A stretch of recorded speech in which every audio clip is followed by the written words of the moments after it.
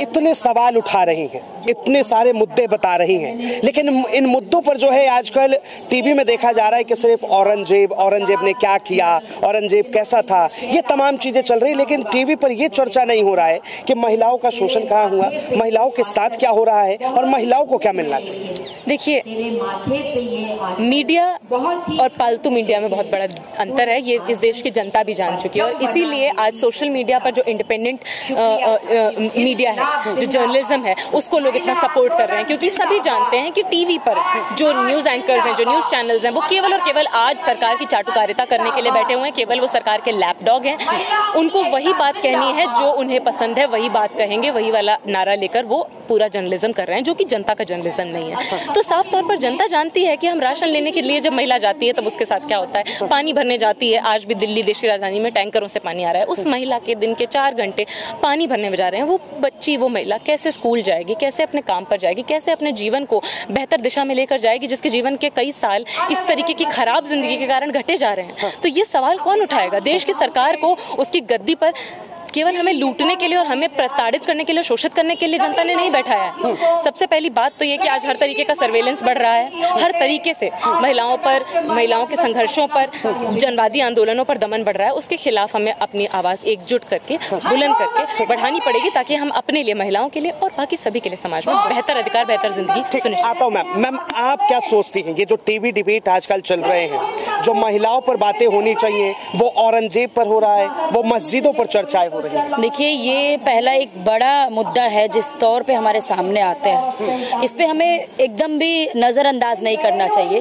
और इससे सीधा सीधा साफ होता है हमारी सरकार चाहती क्या है।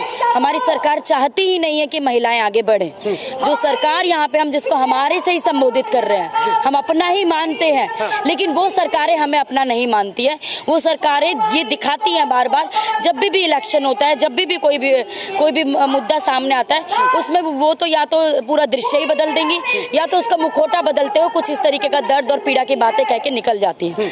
हमारे साथी ने बहुत सारे मुद्दे सामने रखे।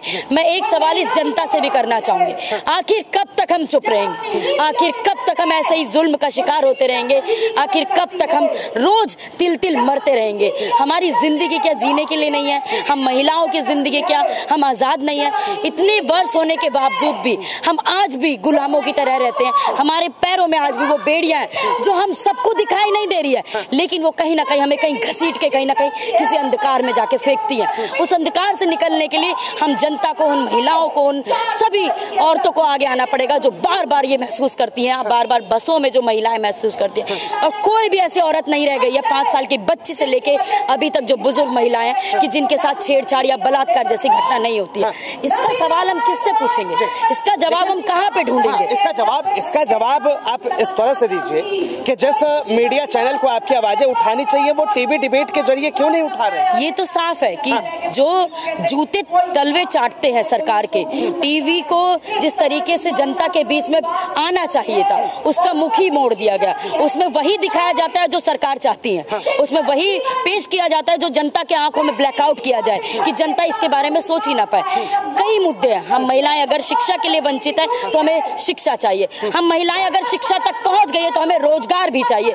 हम महिलाएं अगर रोजगार के लिए जा रही हैं और अगर हैरेसमेंट का शिकार होती है तो हमें सुरक्षा भी चाहिए। और अगर काम करने की जगह पे पहुंच रहे हैं, वहां पे हमें वेतन नहीं मिल रहा है तो हमें पूरा वेतन भी चाहिए।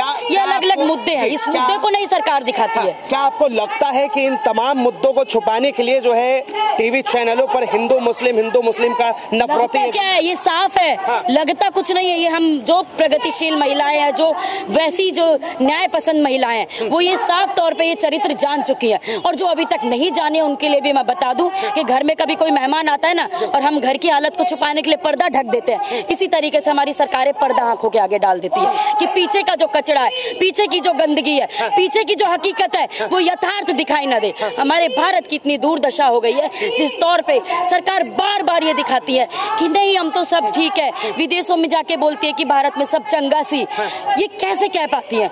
उनके अंदर क्या वो संवेदना ही खत्म हो गई गई है, या उनके घरों में जो महिलाएं हैं वो कुछ और तरीके से महसूस करती है। महिला के भी अंदर अंतर बहुत है।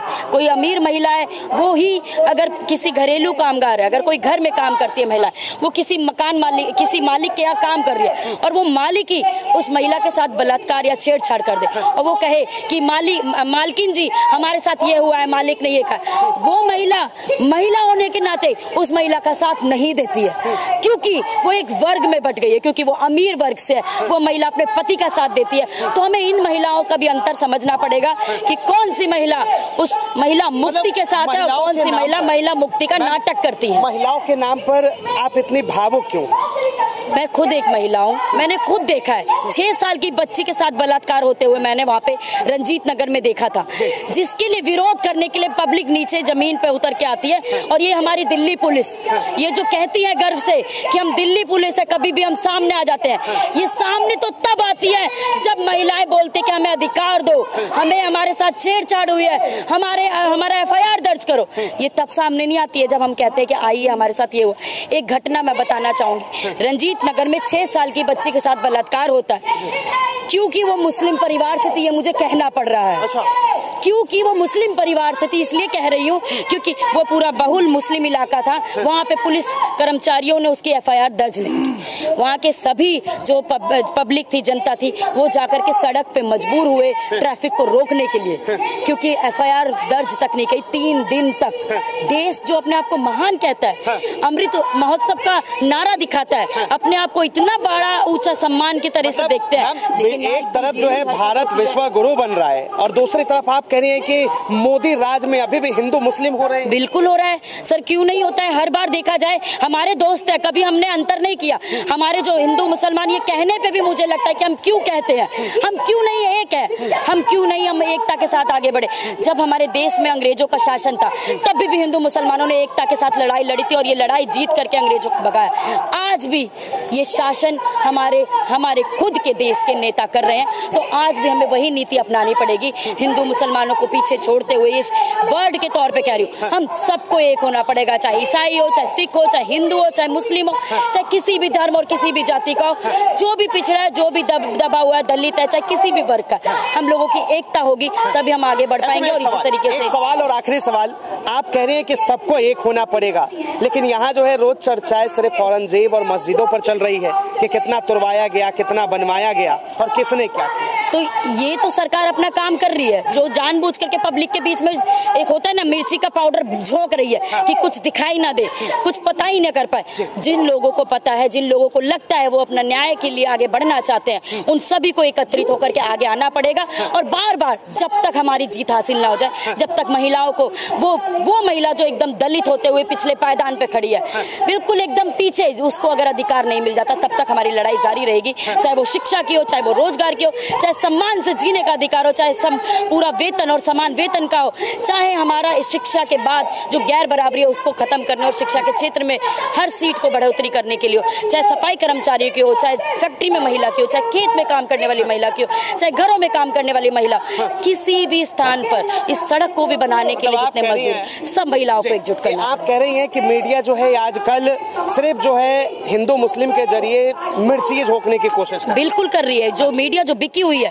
जो गोदी में ही है, जो मोदी के गोदी में है, कहा जाए गोदी मीडिया, ये शब्द कई बार लोगों ने सुना होगा। उन गोदी मीडिया से भी बचना पड़ेगा और हमें खुद से ऐसे आंदोलन को आगे बढ़ाना पड़ेगा कि खुद से ही सरकार को झुकना पड़े और हमारी सारी मांगे पूरी। बहुत बहुत धन्यवाद तमाम जानकारी के लिए। तो देखिए किस तरह से जो है आज बढ़ते हालात देश में जो है लगातार सवाल पैदा कर रहा है कि आखिर जो है दो धर्मों के बीच में आखिर इतना बहस क्यों, जुबानी जंग क्यों। और ये जो मामला चल रहा है अभी इस वक्त जिस तरह से टीवी चैनलों पर दिखाई जा रहे हैं कि किस तरह कभी जो है अकबर के नाम पर, कभी औरंगजेब के नाम पर और कभी जो है मस्जिदों के नाम पर चर्चाएं हो रही है, लेकिन महिलाओं के नाम पर क्यों नहीं।